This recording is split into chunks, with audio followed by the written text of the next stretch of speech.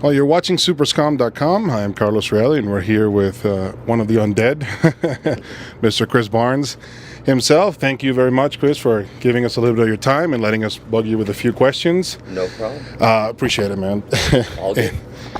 To begin, basically, the new album Undead was released May 22nd, and it hit the Billboard's top 200 chart, which is a first for you and for the band.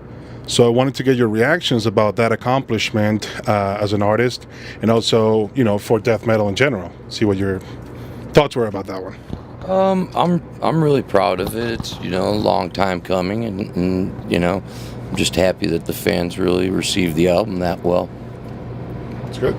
As far as death metal, do you think it's an indication of how well it's doing, a comeback, or the U.S. scene? What are your thoughts on that one? It's hard to say. I mean, I don't know if it's really an indication of the whole scene, although, I've been to a few different shows and the tours have been doing well. But I mean, I think it's just looking at this album, that's all I can really say is that, it seems like the fans really like the music. Okay. You have produced the last 4 6 Feet Under albums, and basically, well, not the last, but you got the list over here specifically: Bringer of Blood, 13, Commandment, Death Rituals. So what made you give up the producing reins pretty much right now to Mark Lewis? Well, I kind of looked at it like this. This album was really special, like all the way through to begin with. We wanted to really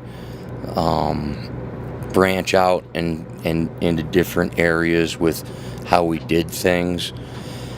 And I felt that it was important, all the way down to the production side of the album to really match that up. And really my whole philosophy was, look, if I had a cavity, I could pull my own tooth, but why the fuck would I want to do that when I can go to a dentist and use someone who has years of knowledge doing that job and not try to learn as I go and do the best as I can that way. I thought these songs were more important than doing it like that. Great. No, that's pretty good. And that actually sounds great, by the way. Really good album. Thanks. At the same time, are you planning any music videos for this specific album, any future release, or? Not right now, no. We really haven't had. We spoke about it briefly, but we're not really planning anything yet. Okay. And you had Rob Arnold join the band last year, and he wrote all the music for this specific new album. He also just quit touring. That's what we read. Right when it was released, basically, but you said that he would remain as a future collaborator for the band and for the music. So basically, Ola Englund is in, and you have Jeff as well. And how are they fitting into the band, the new lineup, the touring so far? How's it been? What happened with Rob? Ola and Jeff are really fitting in well. I mean, it's amazing. Jeff is just an awesome bass player, and he's the type and style of bassist that I've wanted in this band really since the inception of the band. I like a bass player that plays with his fingers and has an interesting style all his own, and those kind of guys really are standout, like excellent drummers like Kevin Talley is. So those guys I feel are probably the best rhythm section in death metal right now. And Ola really matches both of those guys' skills, along with a great compliment to Steve's abilities and knowledge in this band. And Ola and Jeff just fit in really, really seamlessly. As for Rob, Rob did write most of the music. Kevin did write and help write some of the riffs on some songs. Rob did a great job with us, and I think he's going to have at least one song on the next album. So good to hear. Yeah, he did a really good job. At the same time, you were just recently confirmed to the Barge To Hell festival.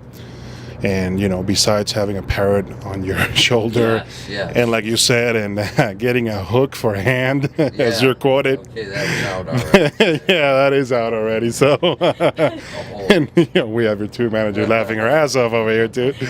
Besides that, what are your expectations for this very unique festival? I'll probably drink too much rum, pretending I'm Johnny Depp on some kind of horrible acid trip.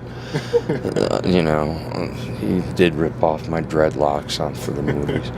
But no, probably just, you know, not get seasick. And I've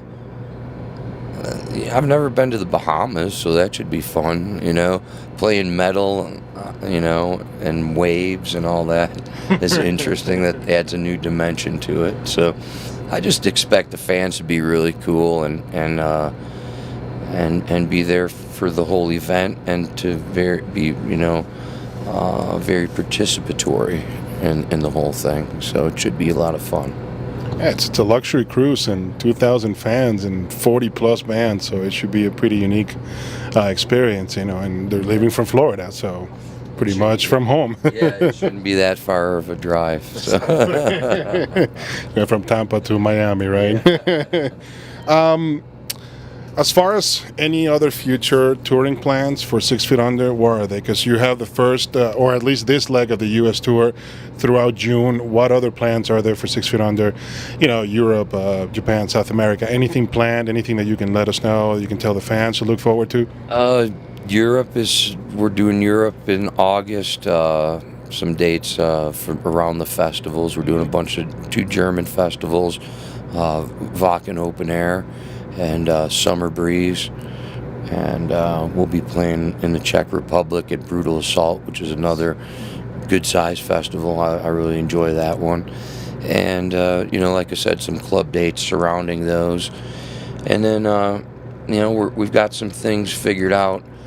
We're trying to figure out right now for the fall time period. I'd like to do another full-blown U.S. tour, like in October, end of September, and maybe Halloween period, something like that, but who knows. And then maybe some places I haven't been before in Japan. But right now, Barge To Hell is really the only, I think, solid thing after the European festival season. Okay, now it's good to know. And, you know, a lot of fans are looking forward to seeing 6 Feet Under around the world, of course. Crazy fans everywhere, Japan, South America, you name it, man. You have pretty good followers. So.